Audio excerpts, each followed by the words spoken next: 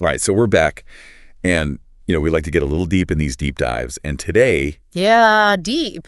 we're going deep on an opening line Ooh, from Ray Bradbury's The Martian Chronicles. I like it. You ready? Yeah, hit me. All right, so it's one of those sentences that just throws you right into the world that Bradbury builds, and it does so much in just a few words.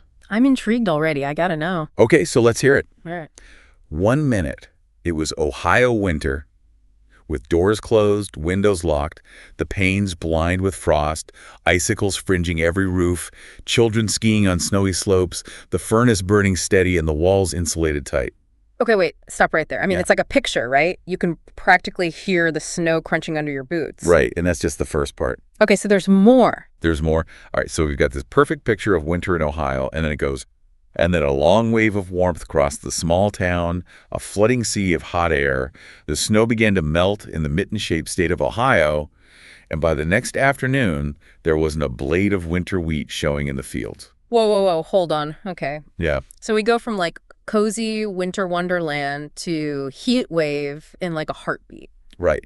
It's sudden, Totally. and it's powerful. Like Bradbury just flips the switch and everything changes. It's kind of scary too, right? Like 1 minute you're all snuggled up and the next minute it's like the world's gone crazy. That's it. That's the feeling. Yeah, like something's up, something's not right. Exactly. You know what I mean? And that's the genius of this opening line. Yeah. Explain it to me. It's not just about describing the weather.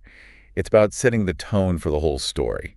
So what's the tone? What are we feeling here? Unease, a sense of impending change, like the ground is shifting beneath your feet and you don't know what's coming next. Ooh, I like that. And you know what else strikes me? It's that image of Ohio as a mitten, like this familiar, ordinary place suddenly being overwhelmed by something huge and unknown. Yeah, it's like the state itself is vulnerable, defenseless against this wave of heat. Exactly. And it makes you wonder what happens to the people, right? How do they react to the sudden, drastic change? That's what Bradbury wants us to think about.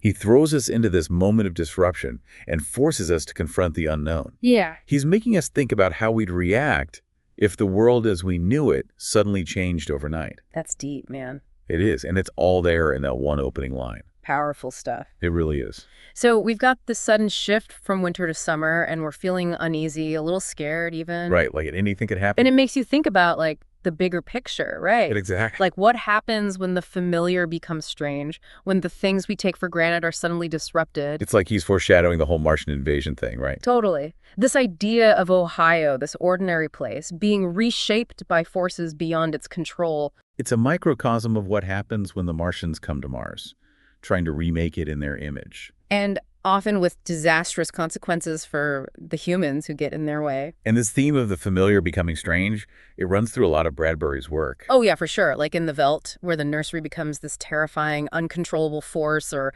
Something Wicked This Way Comes, where the carnival brings darkness and chaos to Greentown. Right, and even Fahrenheit 451, with its vision of a future where books are outlawed and technology controls our thoughts. It's like Bradbury is warning us about the dangers of progress, of losing touch with our humanity. Or maybe he's just fascinated by the idea of what happens when different worlds collide, when the known and the unknown meet. Yeah, that's the beauty of his work, right? It makes you think, makes you question, makes you wonder about the possibilities. So for everyone listening, think about it. What if the world you knew suddenly transformed? How would you handle it? Would you embrace the change or cling to the familiar? It's a question worth pondering. And that, my friends, is the power of a great opening line. It stays with you, makes you think long after you've finished the story. Totally agree. It's like a seed that takes root in your mind and keeps growing. Exactly. And on that note, we'll wrap up this deep dive. Until next time. Keep those minds open and those questions coming. And keep exploring those opening lines because you never know where they might lead you. Absolutely. See you next time. See ya.